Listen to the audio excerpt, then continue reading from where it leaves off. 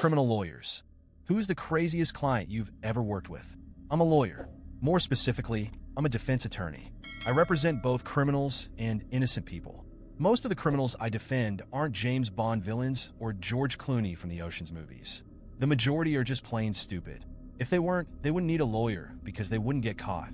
Most of the time, I can tell whether my client committed the crime or not. Sometimes they even tell me directly. One day, I got a call from a mother asking me to represent her son. She gave me a summary of the charges and what she knew. I told her I could take the case. When I met her son for the first time, I immediately knew he was guilty. I can't give you the details of the case, but what matters is that this guy wasn't the sharpest tool in the shed. He was practically caught red-handed while committing the crime. The prosecution wanted to give him 48 months. I negotiated it down to 36. I urged this guy to take the deal. It was the best he was going to get since he was caught on high-definition security footage. He refused to take the deal. He must have been watching legal dramas every day because he cited legal documents that had no relevance to his case in an attempt to justify going to trial. He thought he was a genius. In reality, this guy had barely graduated high school and had the literacy of an 8th grader. Every meeting I had with him ended with me begging him to take the deal. He would always refuse and say he had to go see his girlfriend. His favorite phrase was, "We have to fight this," but we didn't have to fight anything. After a few pointless meetings, I decided to stop trying to reason with him. We went to trial. I'm a good lawyer, but I'm not Jesus. I'm not in the miracle business. The jury found my client guilty on all counts. No surprise. The real shock came during sentencing.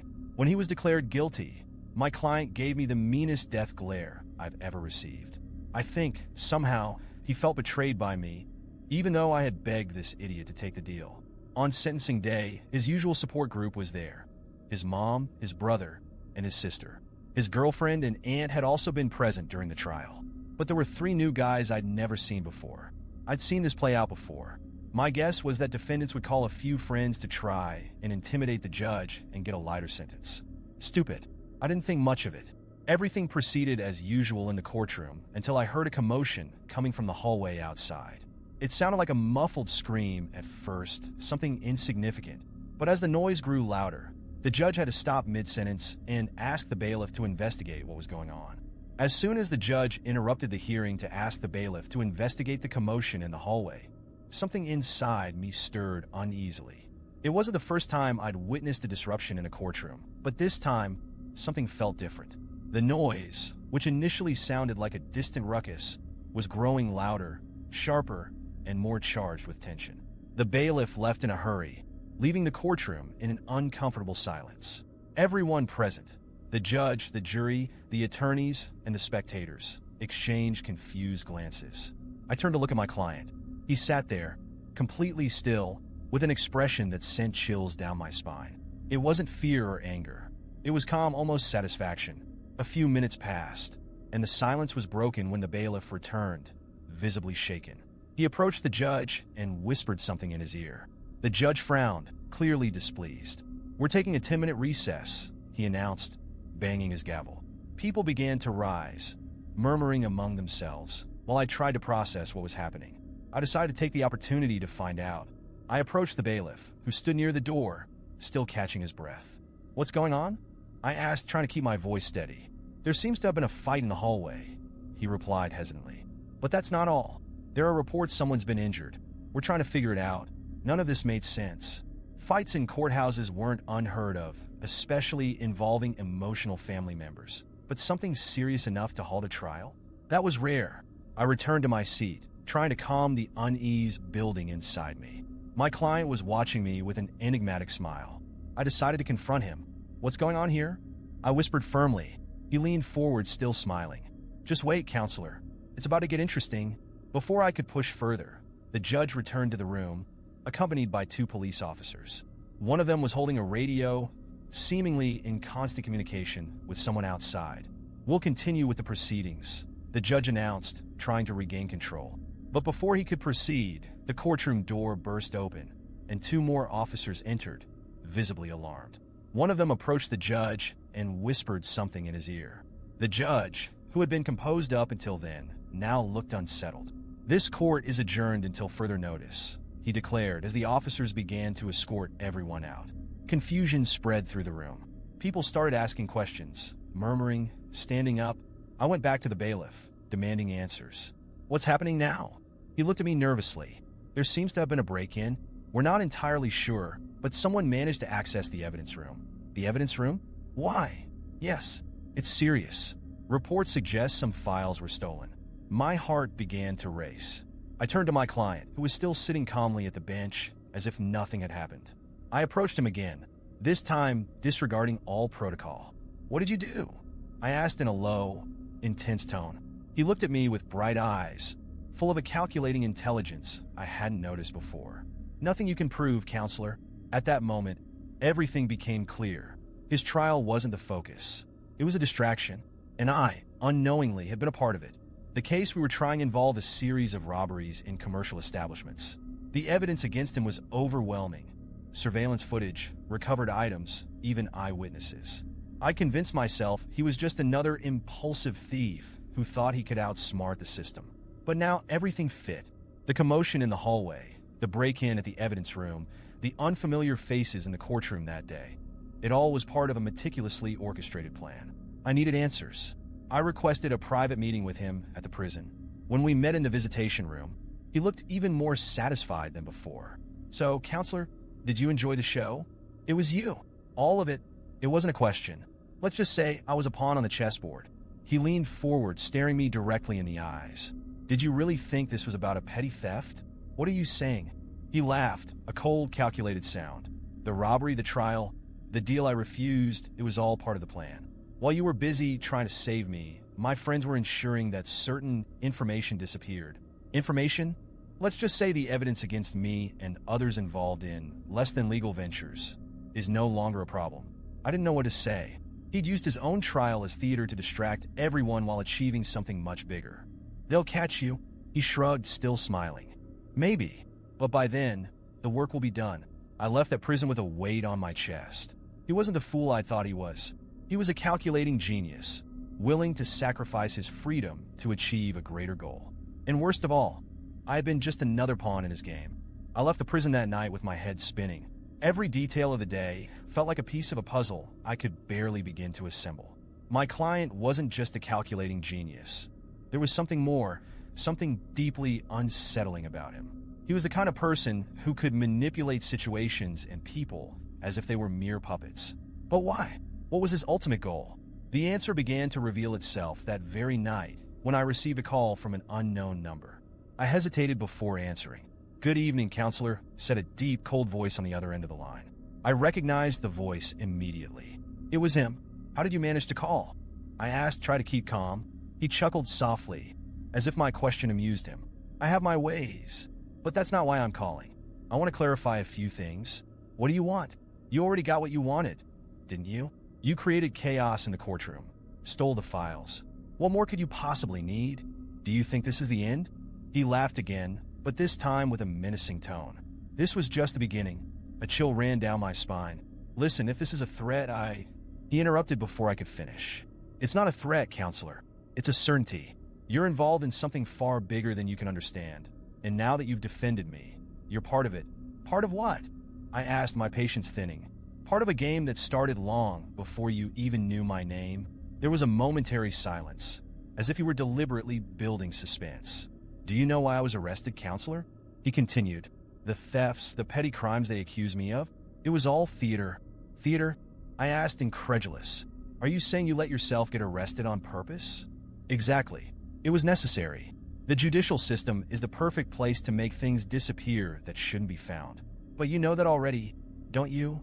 I thought back to the evidence room heist, the commotion in the hallway, how he had orchestrated every step of the process. But something still didn't add up. "Why all of this?" I asked, trying to sound more confident than I felt. "What's your goal?" There was a long pause before he answered. "Don't you see it yet? I'm not your average criminal. I'm what some call a fixer." "A fixer?" "Yes. Corporations, politicians, even governments come to me when they need something done, something that can't be traced. When I was arrested, I was solving a problem for a client. Unfortunately, my success attracted enemies. I felt a knot tightening in my stomach. Are you saying all of this was part of a plan? Including me?" "Of course, counselor. You were the perfect pawn. An ethical, diligent lawyer.